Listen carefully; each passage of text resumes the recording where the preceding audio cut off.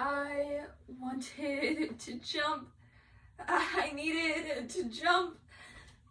I'm not suicidal. It's just hard to explain.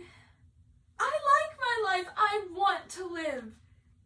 I get better than average grades, do debate, track and field, and play trumpet in pep band. I'm dating an awesome person and we don't fight. I want to go to college. And before that, I want to have a great senior year. People seem to like me. I'm not gorgeous or anything, but I look pretty good. So there's nothing wrong with my life. But I have anxiety. According to ADA.org, more than 40 million adults in the United States alone have anxiety, but only 36.9% of those people get treatment. From the years 2000 to 2012, the United States was the only one to have increased suicide rates by 24.2%. When I was going through my hardest times, I had friends help and encourage me to not let it get to my head. Through the prose, Life Inside My Mind, written by 31 different authors and composed by Jessica Burkhart, we will see that it's important to know you do matter. Depression usually makes me park myself on the couch and watch TV, or traps me at my desk while I'm trying to do work. I do a lot of staring, a lot of time-wasting activities to help me mute out the world. When I have anxiety, my heart starts to beat fast and my head starts to sweat and I can't sleep at all, or I feel like I need to sleep all the time. What do you think triggers it? It's just anything, everything. I can literally think about having anxiety and either have a panic attack or just sit here and hope it goes away. I have anxiety all the time, so really, panic attacks aren't as bad as some of the other stuff. The year I turned 13 was the worst year of my life.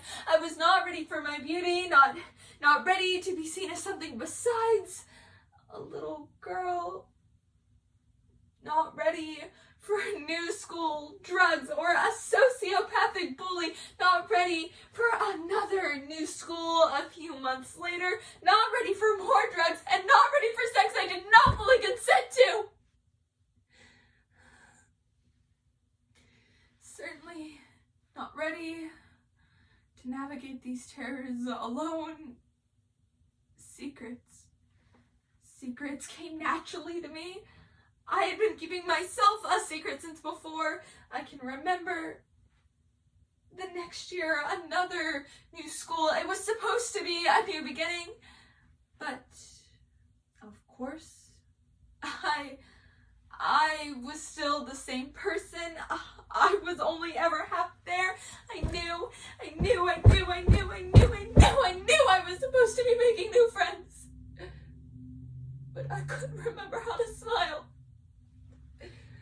I could barely speak. I was trailed by secrets, weighed down by trauma. I had no tools to process. No one talked about PTSD, especially for a pretty middle-class girl who got straight A's and were so good at keeping secrets. And I do remember a day in 8th grade heading with my mom beneath a violently colorful spring sky when I scanned the clouds for a sign about whether or not I should kill myself. My adolescents were filled with fantasies of death smashed between the wheels of the car, falling from a high ledge, shot by a random stranger. In many of these fantasies, I was the passive player, the victim of circumstance beyond my control. Over time, my fantasies grew more specific and also more resonant. I imagined overdosing or cutting my wrist to bleed out in the bathtub. A dangerous form of mental play acting for a girl. But a year ago, I wanted to jump. My brain played over and over the side of my skull, bursting on the asphalt below. A perfect circle of blood and gore painting the street like artwork. I never wanted food, water, or air the same way I wanted to see that art. I cried on the bridge, begged myself to not want it. I honestly don't know how I got through it that day. Don't know why I'm still alive, but I went home and I was a mess. Luckily, my mom and dad listened. Some don't, many don't. They didn't understand, and I don't blame them. I didn't understand either. I told them over and over again I didn't want to die. I just wanted to jump onto the pavement, into oncoming traffic.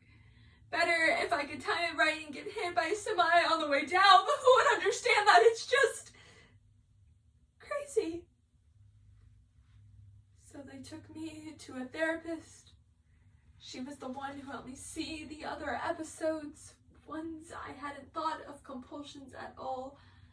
The bridge episode was just the one big enough to get my attention. The first time the soundtrack got loud enough to drown out my own brain. Meds didn't make the compulsions go away. And they certainly didn't change me from wanting to somehow destroy myself. But they softened the soundtrack. Like turning down music from something that makes your head throb and your ears bleed to something you only have to shout over to be heard. I needed that little bit. I'll probably always need that little bit because this was the life inside my mind. I finished my run in a sense of wonder but also confusion. How had I lived with that horrible wailing for so long? It had finally vanished. Was this the lightness and freedom that other people felt all the time?